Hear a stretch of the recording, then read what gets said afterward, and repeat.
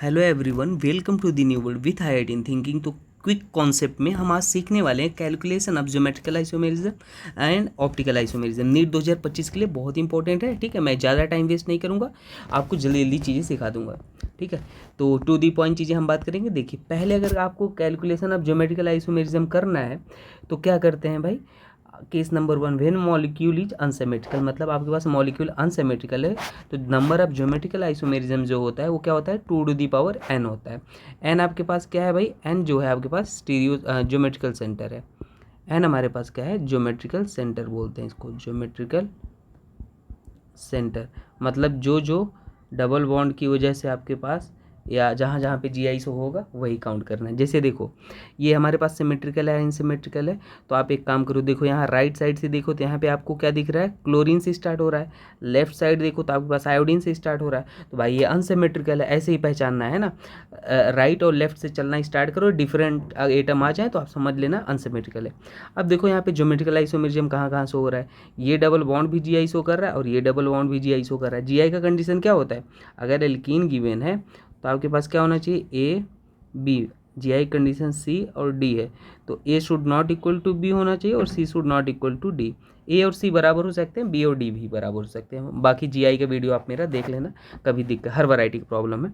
तो यहाँ पे आपके पास जो ज्योमेट्रिकल सेंटर है 2 है और आपके पास ज्योमेट्रिकल आइसोमेरिज्म निकालोगे तो कितना आ जाएगा, 2 and which is equal to 2 बराबर 4 हो जाएगा। ठीक है, अब यहाँ पे देखो, आपको ये दूसरा एग्जांपल है। यहाँ पे आपके पास ज्योमेट्रिकल आइसोमेरिज्म, ये डबल बॉन्ड एक तो GI शो कर रहा है और दोनों अनसिमेट्रिकल है। चलो यहाँ से अगर स्टार्ट करूँ चलना, और यहाँ से देखो वहाँ पे कार्बन है, यहाँ पे क्लोरीन है, कहीं से भी तो अनसिमेट्री दिख रही है ना, तो सिमेट्री नहीं है तो यही है। तो अब आपके पास एक ज्योमेट्रिकल सेंटर ये है और एक आप देखो ये साइक्लोएल्केन वाला जो पार्ट है वो भी तो GI शो कर रहा है। साइक्लोएल्केन के आप 2 कॉर्नर पकड़ लो और दोनों कॉर्नर पे आप देखो, ये जो एल्कीन है ना, दोनों कार्बन पे जैसे एल्कीन है तो ये दोनों कार्बन को आप अपने एज्यूम कर लो, ये क्या है भाई, जो ये पकड़े हो ये आपके पास डबल बॉन्ड है और ये A है, ये B है और ये C है, इधर ये D है। तो कंडीशन एल्कीन वाला जो मैंने ये बताया था, A not equal to B है और C not equal to D है, तो GI शो करेगा। एक साइक्लो एल्केन भी GI शो करेगा, कोई भी 2 कॉर्नर साइक्लो एल्केन में ऐसे हो तो करेगा। तो यहाँ पे n बराबर कितना हो गया, 2, और ज्योमेट्रिकल आइसोमेरिज्म कैलकुलेट करोगे तो 2 बराबर कितना हो जाएगा, 4। ठीक है, तो आई होप आपको ये समझ में आ गया। देखिए, अगर मॉलिक्यूल आपके पास सिमेट्रिकल है तो क्या करोगे, आपके पास अल्टीमेट फार्मूला ये होता है सिमेट्रिकल के केस में। ठीक है, अच्छा सिमेट्रिकल केस में देखो ये थोड़ा सा मिस्टेक हो गया, फार्मूला लिखते टाइम यहाँ पे 2p लिख देंगे, ज़्यादा सही है ना, 2p-1 लिख दो। ठीक है, अब देखो P आपके पास, अगर आपके पास n ऑड है, P क्या है भाई, P हमारे पास ऐसे लिख सकते हो, P बराबर होगा, देखो यहाँ पे लिख देता हूँ n/2, है ना, n/2 हो जाएगा। ये कब होगा, जब आपके पास हमारे n क्या हो, ऑड हो, ज्योमेट्रिकल सेंटर ऑड हो। ठीक है, और P बराबर आपके पास क्या हो जाएगा, n+1/2 हो जाएगा, n+1/2 हो जाएगा। कब, यहाँ पे मैंने मिस्टेक लिख दिया है, उसे आप करेक्ट कर लो। ये आपके पास क्या है, n क्या हो जाएगा, लिख देता हूँ, n+1/2 हो जाएगा जब आपके पास P क्या हो, इवन गिवन हो। ठीक है, तो यहाँ पे आप याद रख लेना। ठीक है, तो यही अपने पास कॉन्सेप्ट है, यहाँ पर भी मैंने लिख दिया, ये P क्या है, n आपके पास इवन गिवन हो। तो जैसे यहाँ पे एग्जांपल आप देख लो। ठीक है, तो ये आप याद रख लेना, मैंने आपको बता दिया। अब आइए इसको सॉल्व करते हैं। यहाँ पे अगर मान लो, देखो यहाँ पे मान लो ये भी थोड़ा सा हम करेक्ट करना चाहेंगे, हमने जस्ट इंटरचेंज करके लिख दिया। ये देखो यहाँ पे एक्चुअल में ये हमारे पास, ये अगर ऑड है तो ऑड वाले केस में n+1/2 होता है और इवन वाले केस में n/2 होता है। ठीक है, अब करेक्ट है, बिल्कुल करेक्ट है। तो यहाँ पे आपके पास देखो कितने ये मॉलिक्यूल सिमेट्री है, देखो यहाँ से इधर से चलो तो ये सेम दिख रहे हैं, इधर से चलो तो आपके पास सिमिलर दिख रहा है। ठीक है, तो अब सिमिलर दिख रहा है तो ज्योमेट्रिकल सेंटर देख लो, ये भी ज्योमेट्रिकल सेंटर है, ये भी ज्योमेट्रिकल सेंटर। n बराबर आपके पास क्या आ गया भाई, 2 आ गया, सिमेट्रिकल भी है और n बराबर 2 जो कि आपके पास इवन है। तो आपके पास फार्मूला ज्योमेट्रिकल आइसोमेरिज्म का क्या लग जाएगा, 2 ये वाला लगेगा, है ना, 2 2 प्लस 2 इवन है तो 2/2 -1। तो सॉल्व कर लोगे ये कितना हो जाएगा, 2 और ये कितना हो जाएगा 2 आंसर आपके पास आ जाएगा 3। ठीक है, तो 2 की वैल्यू हुआ तो ये 3 आ जाएगा। ठीक है, तो आई होप आपको ये समझ में आ गया, याद रख लेना।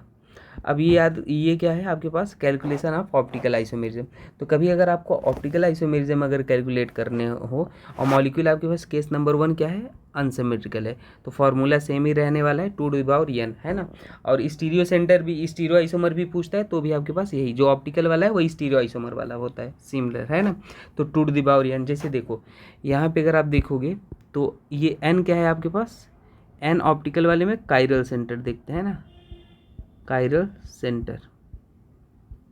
कायरल सेंटर क्या होता है कि एक sp3 hybridise carbon, 4 carbon nitrogen कुछ भी हो सकता है, 4 डिफरेंट ग्रुप से जुड़ा हो तो उसी को हम बोलते हैं कायरल सेंटर, ठीक है। तो यहाँ पे देखो ये भी कायरल है, ये भी कायरल, 4 डिफरेंट ग्रुप हैं।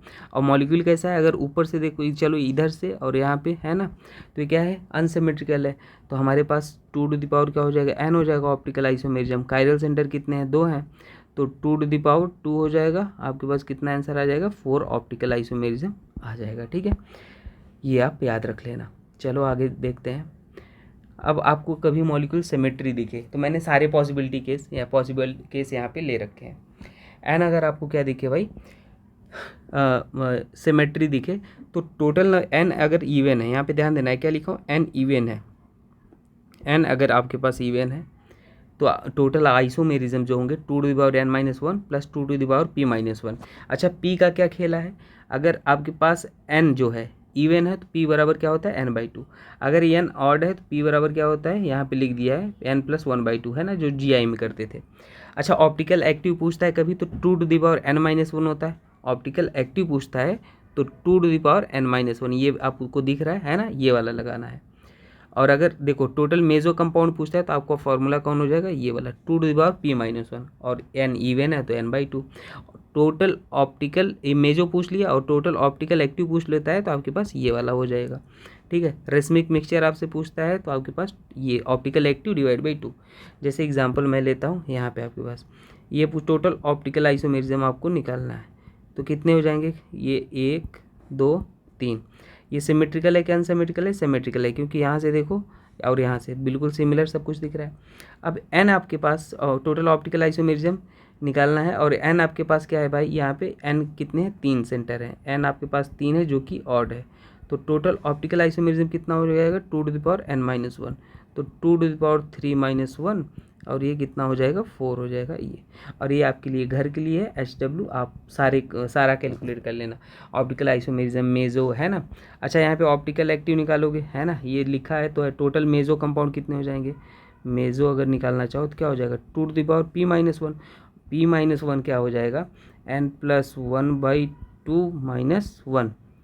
तो आपके पास n की वैल्यू आपके पास 3 था, तो 3+1 2-1, और ये कितना आ जाएगा आपके पास, 2 ही आ जाएगा है ना।